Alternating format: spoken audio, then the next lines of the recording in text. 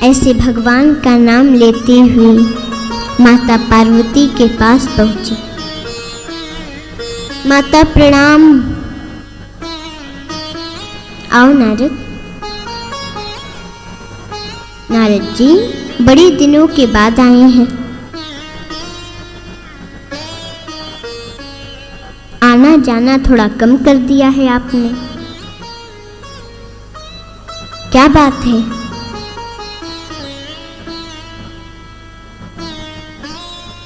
नारद जी ने कहा, माता क्या आना और क्या जाना, अब दुनिया में कहीं प्रेम नहीं है, सब दिखावा करते हैं,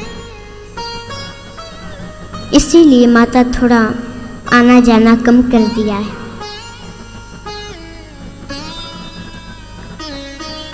माता ने कहा, नहीं नारद जी, ऐसी तो कोई बात नहीं। भगवान भोलेनाथ तो हमसे बहुत प्रेम करते हैं, हर बात बताते हैं हमें।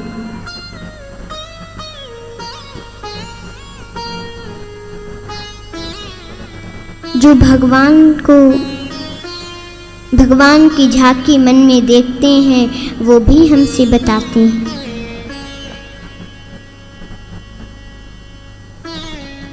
जो गुरु मंत्र किसी को नहीं बताया जाता वो मंत्र हमें वो बताते हैं।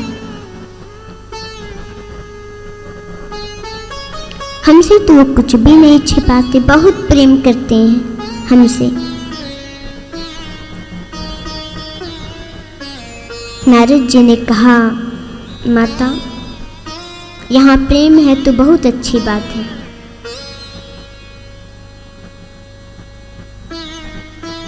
सब कुछ बताते हैं, फिर तो ये भी बताए होंगे जो गले में मुंड माला धारण करते हैं वो मुंड किसके हैं?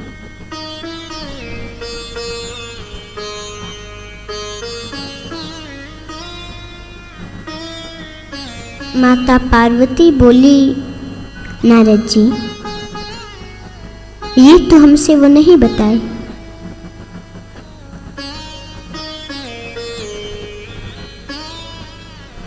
नारद जी ने कहा,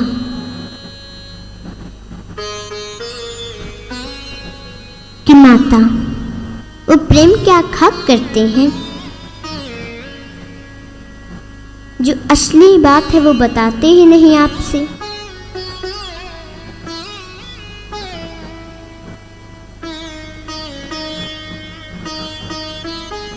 ठीक है माता, अब हम चलते हैं।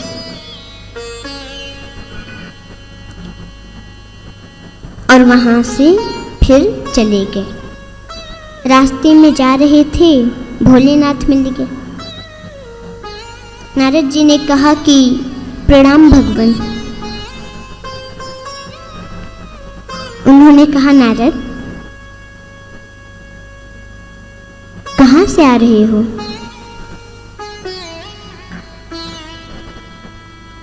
नारद जी ने कहा कि भगवान माता के पास गया था। माता आपका इंतजार कर रही है।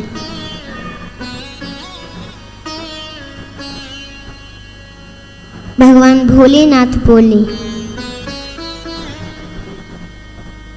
एक बात बताओ, जहां तुम चले जाओ वहां तो इंतजार ही होगा।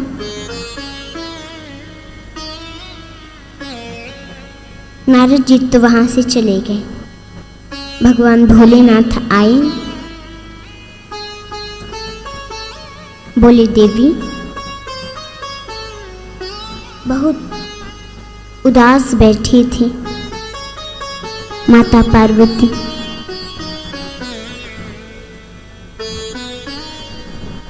बोले, देवी आज इतना उदास क्यों हो, क्या बात है हमसे बताओ। माता पार्वती कुछ नहीं बोली। भगवान भोलेनाथ ने कहा, अच्छा बताओ, हम कभी तुमसे कुछ छिपाते हैं। क्या हुआ है, आज इतना उदास क्यों हो?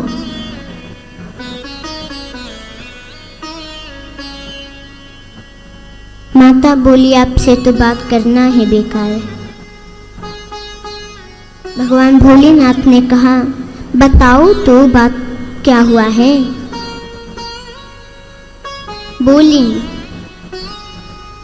ऊपर से तो काले हैं ही आप, मन के भी काले हैं।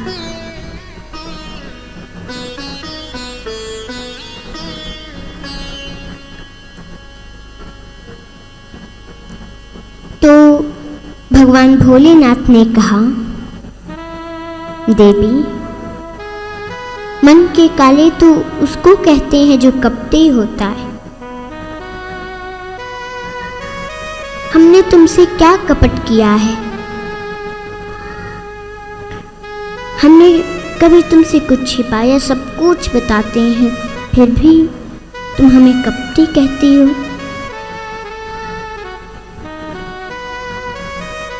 माता बोली, कहते हैं हम सब कुछ बताते हैं, तो ये जो गले में मुंड माला आप धारण किए हैं, ये मुंड किसके हैं? आपने कभी हमसे बताया?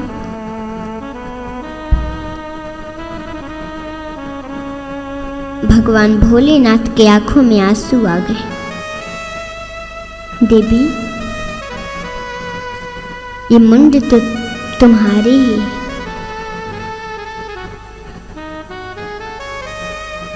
तुमने कभी हमसे पूछा नहीं तो हम भी बताना भूल गए, पर ये मुंड तो तुम्हारे ही है। जब जब आप अपने शरीर का परित्याग करती हो देवी, आपके मुंड को हम धारण करते हैं कि आपकी स्मृति बनी रहे, याद बनी रहे।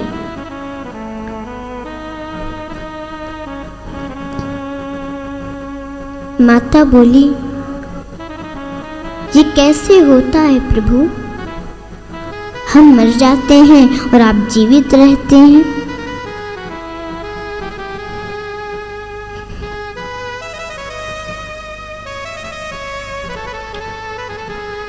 आप जीवित रहते हैं, ये कैसे हुआ? भगवान बोले कि देवी, ये सब तो अमर कथा का प्रभाव है। तुम्हें याद है, सती रूप में हम तुम्हें कुंभज ऋषि के पास ले गए थे कथा सुनाने।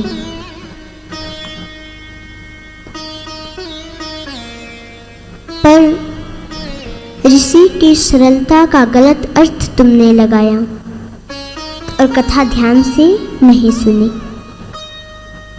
और हमने कथा ध्यान से सुना।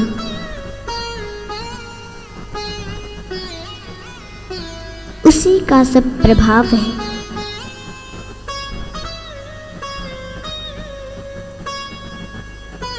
माता बोली कि हमको भी सुनाइए न प्रभु, अब हम ध्यान से सुनेंगे।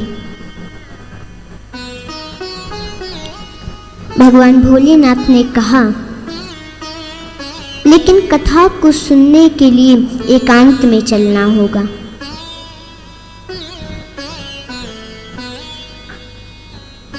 माता पार्वती बोली कि आप जहां ले चलेंगे वहां हम चलेंगे, बस आप हमको वो कथा सुनाइए।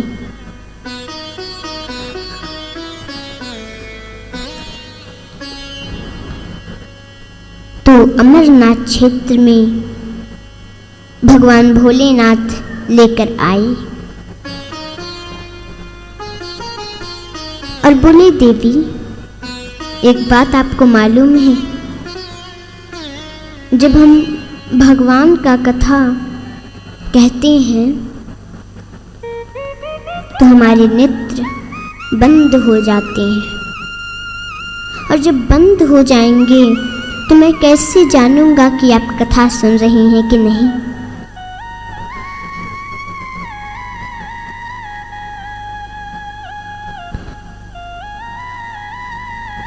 माता बोली कि हम हुंकार भरेंगे।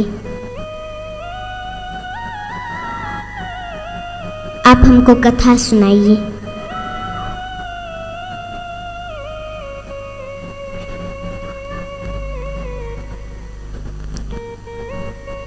तो भगवान शंकर आंखों को बंद कर लिए और कथा सुनाने लगे।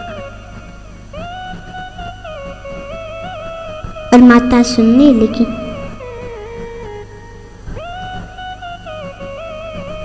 पर महाराज अभी आधी कथा हुई थी, माता पार्वती बीच में ही सो गई।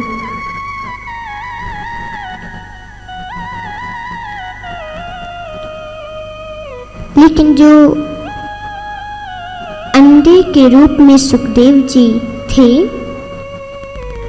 वो अंडा फूट गया और उसमें से एक सुगा निकला और वही हुंकार भरने लगा और कथा सुनने लगा।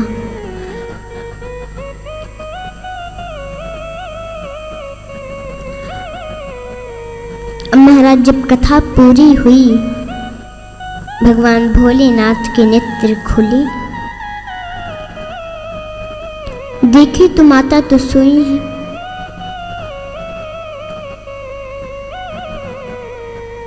बोली जब ये सो गई तो कथा कौन सुन रहा था, हुंकार कौन भर रहा था।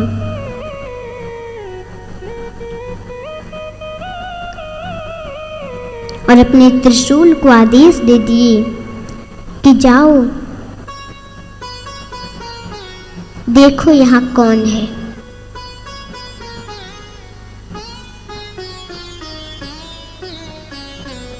अब त्रिशूल जो सुखदेव जी थे वो भागने लगे और त्रिशूल दौड़ाने लगा।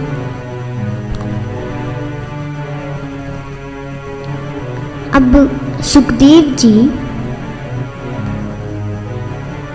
भागते भागते वेदव्यास जी की पत्नी वीटिका के मुख के रास्ते गर्भ में प्रवेश कर गए। पर त्रिशूल को जब कोई नहीं मिला, वापस चला आया।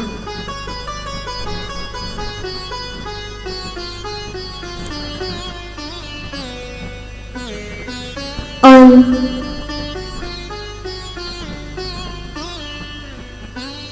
सुखदेव जी माता वीटिका के मुख के रास्ते गर्भ में चले गए। कुछ समय बाद एक दिन वेदव्यास जी ने कहा, तुम जो भी हो बाहर आओ। तो सुखदेव जी गर्भ में से ही बोले कि मैं बाहर नहीं आ सकता। अगर मैं बाहर आऊंगा तो बाहर तो माया है, मुझे माया पकड़ लेगी।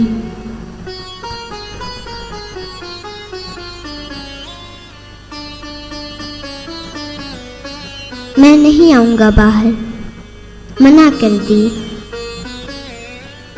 तो फिर वेदव्यास जी ने कहा, हम तुम्हें आशीर्वाद देते हैं, तुम पर माया का असर नहीं होगा।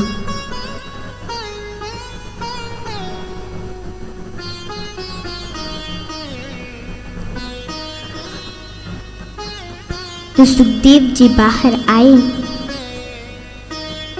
और बाहर आते ही वन को जाने लगे। अब तो ये पुकारने लगे, विरह से कातर हो गए और पुकारने लगे, हे बेटा, हे बेटा, हे पुत्र, हे पुत्र, तुम कहाँ जा रहे हो।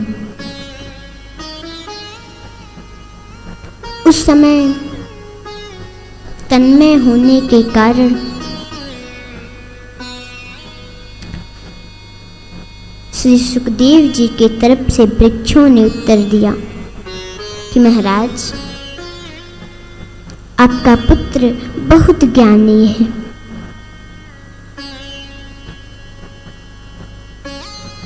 और सुखदेव जी भजन करते हुए चले गए।